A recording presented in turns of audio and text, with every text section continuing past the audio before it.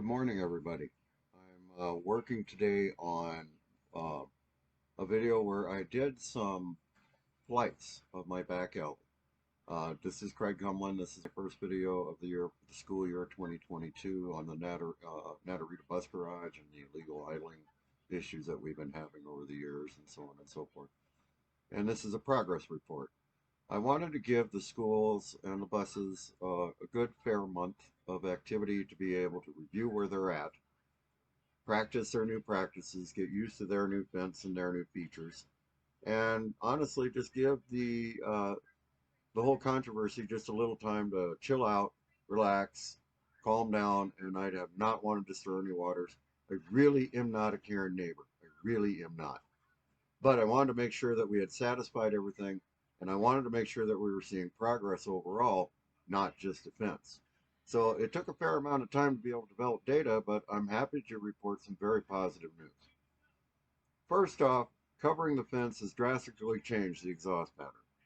I have not walked out on my porch at 6 in the morning, and I do, and it's normal for me to feed my bunnies, so on and so forth. But when I do that now, I'm not accosted with diesel from an idling bus. Secondly, the sound acts as a sound barrier. So the bus exhaust has to reflect off of their wall and it bounces back and outward. Well, it does reduce the sound greatly. There's still some harmonics that come in the house, but I can sleep through it. I'm not being woke up at 5:45, 4 days a week, whether or not I work, and I'm retired. Why am I being woke up at 5:45, if you feel me? And that was the real passion of how I'd start my hateful day. That hasn't happened all school year, and I'm extremely thankful for that. And the exhaust. Third, my garden. The production value of my garden is 5 times higher this year, and that's only the start, because I can imagine if we can talk things out and maybe, see if we can improve things, maybe it would improve, but I'm still pretty damn pleased. I've got 60 pints of corn this year compared to 22 last year in the same amount of rows. Plus, I have 12 quarts on top of that.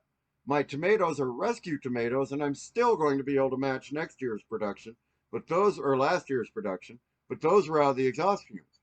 So, but they're up in the upper garden and still doing better than last year's crop. And they're rescue plants that I rescued from a neighbor moving out. So my ground is more fertile. The exhaust fumes are not spreading across my garden, and they can grow better and cleaner. We're having more food being produced in the amount of gardening that I'm doing.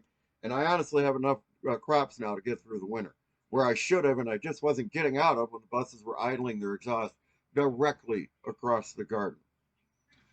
Fourth, my wife's health has significantly improved. She has been getting better. She still has cough sessions. She's still using oxygen. She's still using the CPAP oxygen unit at night, but she uses no oxygen during the day. And now her sugars, or excuse me, her oxygen readings stay at 92. That's practically normal. So it is very, very encouraging to see her slowly and continually heal. She's no longer being exposed to diesel fumes in our house, and we have not had a diesel fume in our house since that fence went up, period. We have them in the yard occasionally, but they're very light, very regulated, very easy to manage, and I'm very pleased with it. It's just like, oh, somebody with a truck started their truck, they'll be gone soon. It's not a big deal, and it's no big deal.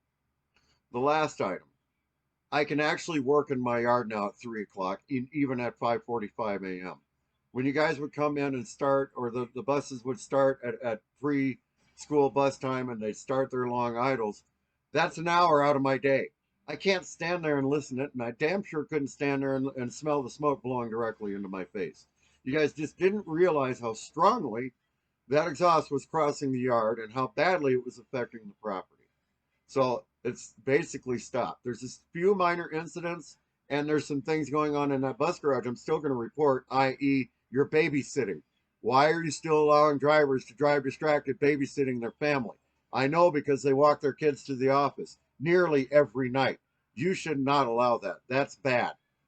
But thank you for the fence. Thank you for the improvements. Thank you for everything so far. I'll only be doing monthly bus reports from now on, and I greatly appreciate your efforts. I hope everybody has a nice day.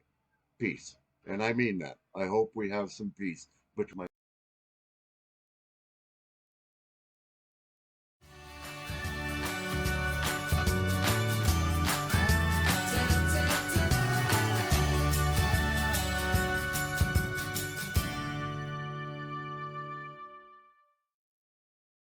Goodbye.